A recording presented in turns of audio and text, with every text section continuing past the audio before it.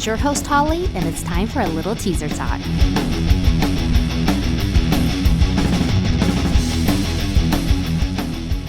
Happy Teaser Talk Tuesday, everyone. It's your host, Hollie, and I'm here with the guys from DVLSNV. What's up, guys?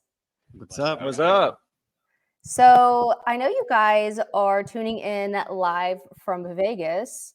It's good to see that the whole crew made it there and there's no left behind on the streets out there. Yeah. You found out about that, huh? Yeah, I see. I'm going there next week. So we're actually just missing each other. So hopefully you guys save some fun in Vegas for me when I get there. We'll try. If Sean doesn't eat up all the fun first. Please don't. Well, to kick things off, if you guys just want to make a quick introduction of who you are and what role you play in the band. Sean, co-founder with Angel, play drums and write music. My name is Angel. I write music, and every now and again I try to sing. I'm Mike. I play guitar and I scream a lot. Brian, guitar. And I'm Paulie Z. I'm going to take over drumming because Sean sucks. And I also growl. Sometimes I play bass. That's awesome. Well, I listen to you guys, and I will say that I'm a huge fan.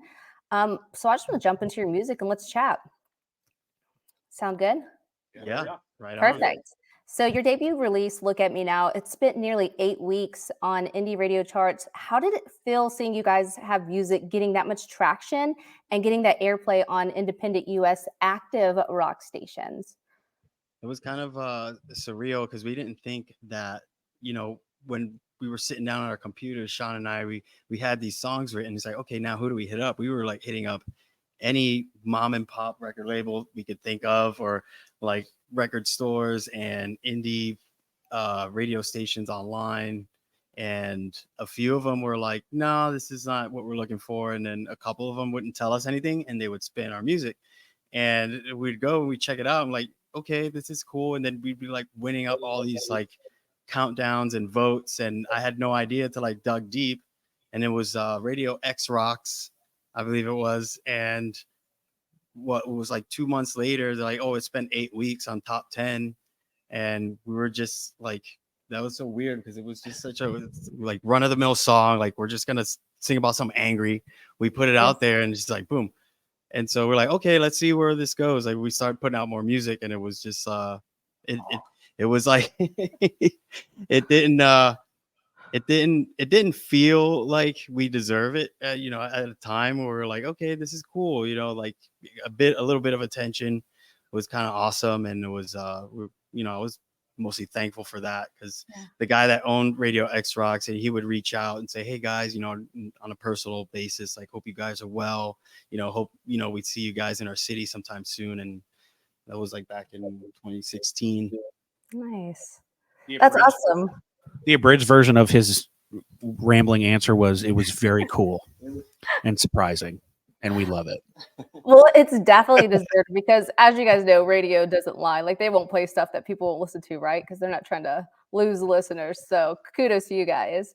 And the cool thing that I've understood about your music is it really has evolved from the heavier metalcore sound that you guys had in your debut EP to more of a heavy metal and hard rock style in your recent releases. What has inspired that evolution, and how would you say that it's influenced your creative process?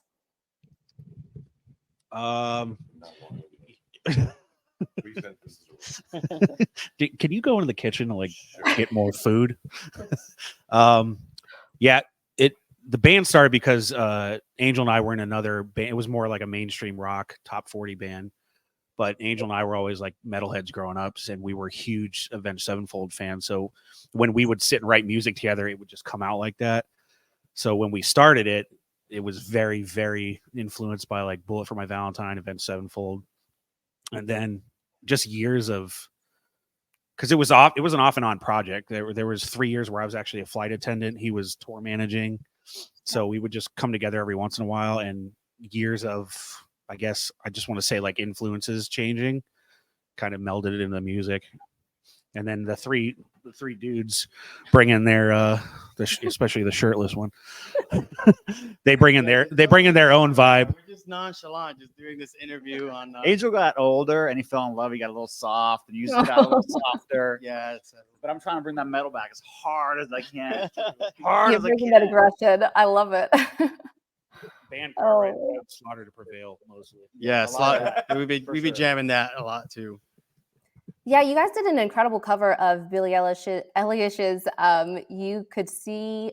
Oh my God, I can't think of right now. You Should See Me in a Crown. Caught the attention of many listeners. What brought you guys to make the decision to cover that particular song? So Paulie, back here, this giant, handsome gentleman behind us, he's come up with like a few bass ideas, and then it turned out to be like, let's write something more of a soundscape instead of just straightforward rock your face. And then we wrote this song, and then we couldn't get around like, what should we write about? Like, I was kind of stuck behind lyrics. And then I listened to Billie Eilish's song one day on the radio, and then I went back to our song and I was just humming her lyrics over the song. I was like, whoa, this fits. This is pretty sick. And so when I showed the guys, I tracked my vocals and I showed the guys, they're like, what is this? Like, why are you singing it like that? I'm like, well, first you got to go listen to Billie Eilish's version. And they were like, holy shit. Okay, this works. So it was just so random. Did you guys not know that song before Angel recorded the vocals? I don't even That's know. funny. I was the only, because They're super out of touch. Super out of touch. Going back to what I was saying, when we were in the studio writing that, we were wondering, as Brykai and myself, Angel, Sean, we were just toying around with the idea, and we were like, well, we don't know how it's going to fit into our inventory. So we just kind of like let the music go, and we just shelved it for a little while. And then Angel is the one that came up with the idea to make it it's not really a Billie Eilish cover. We just took her lyrics. yeah, There pretty you much. go. It's a reimagining of her awesome song. It started It's out like as an like alternate universe. Right. yeah, it started out as like we were trying to write like a John Wick themed like Right. track. We called it John Wick for a long time. Yeah. we did. And then he showed us the vocals when he put it. I was like, okay, well that works, so we have to do it that way. And just weirdly, it worked together, and it's a really fun song to play now live. I bet. That's awesome. Well, you guys are from Orlando, right? Based out of Orlando? Yep. So as an American rock band, what challenges have you guys faced in the music industry, and how have you overcome them to establish you guys with your unique sound and gain as much traction you guys already have? It's been a struggle. Yeah, it's a very good question, although difficult.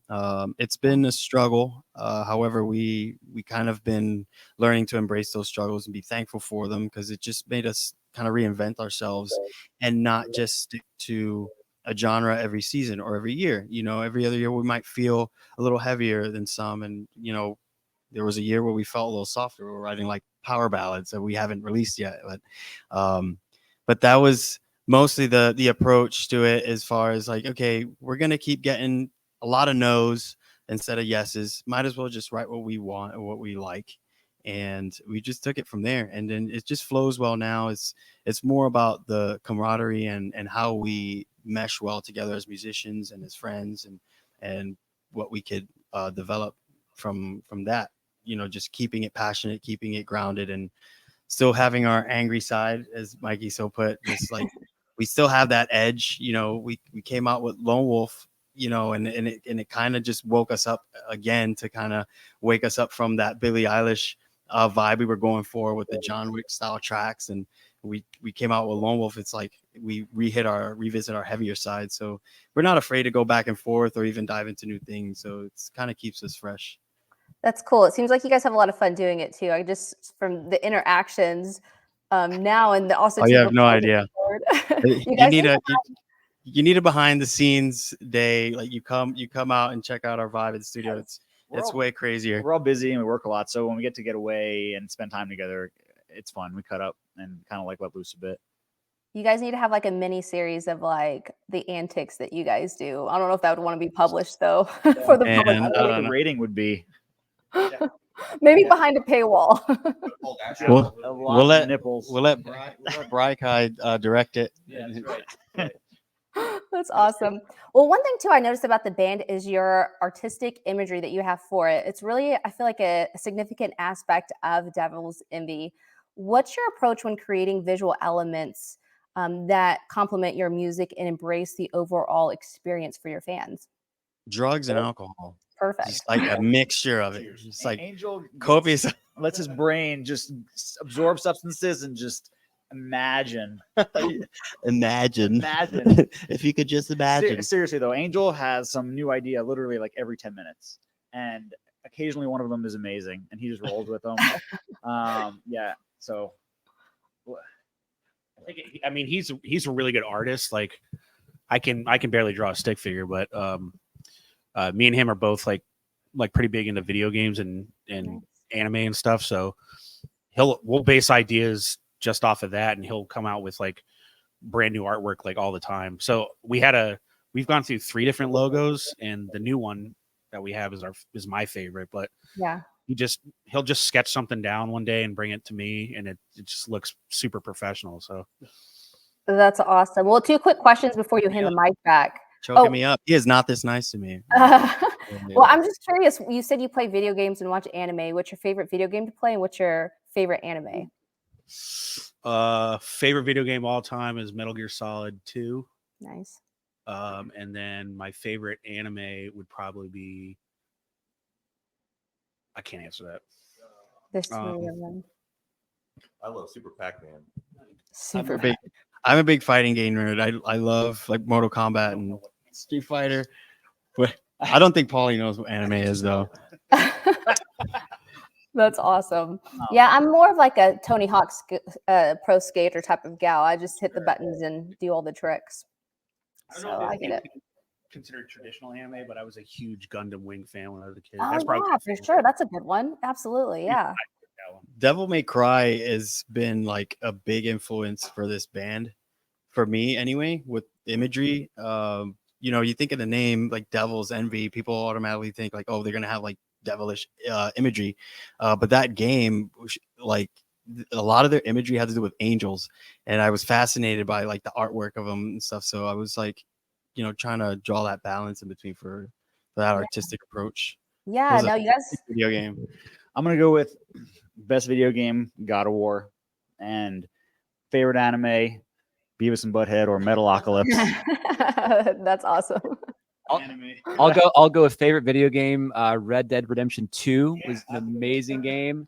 Anime, no clue. Could care less, but Metalocalypse also. I mean, yeah, I'll go with Metalocalypse. Go. You can always say Pokemon. Pokemon's a good safe play, right? Well, there are 3 out of 5 of us are Italian, so I'm gonna go with Super Mario Brothers, and yeah, we got Luigi, Guido, and then Lombardo. Sorry, I shouldn't hit you in the shoulder with the microphone. I'm sorry. And anime, I have no clue what that is. That's awesome.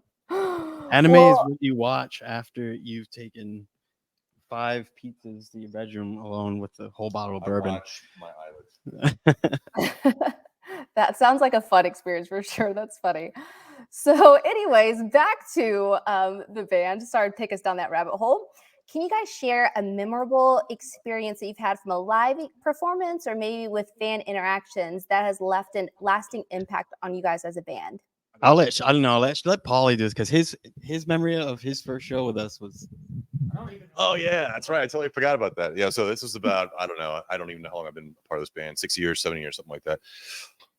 First show, they gave me 7 days to learn like 6 or 7 songs, and they're like, "Hey, you want to play this gig?" I was like, "Yeah, why not?" I love your music, and I was a big fanboy of Devil's Envy.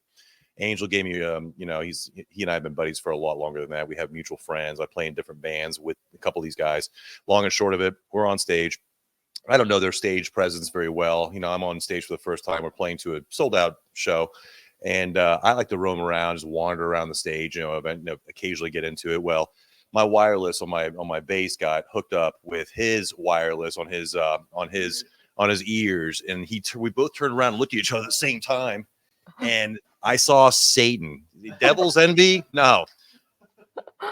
Freaking the most horrific Satan eyes. He looked at me and I was just like, whoa. The whole cable ripped out of my ear, and I couldn't hear anything else after that.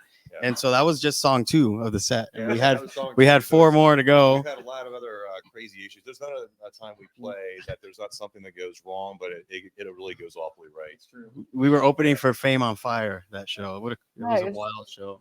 And then don't forget how the tracks go out quite a bit. You know, They used to, because we had like an old iMac that he had like probably tons of illegal files on. Yeah. Speaking of which, the most memorable for me was like our tracks went out, and I was so pissed because I was tour managing Nonpoint on this one tour, and it was already week 4 of the tour, and we finally hit Orlando.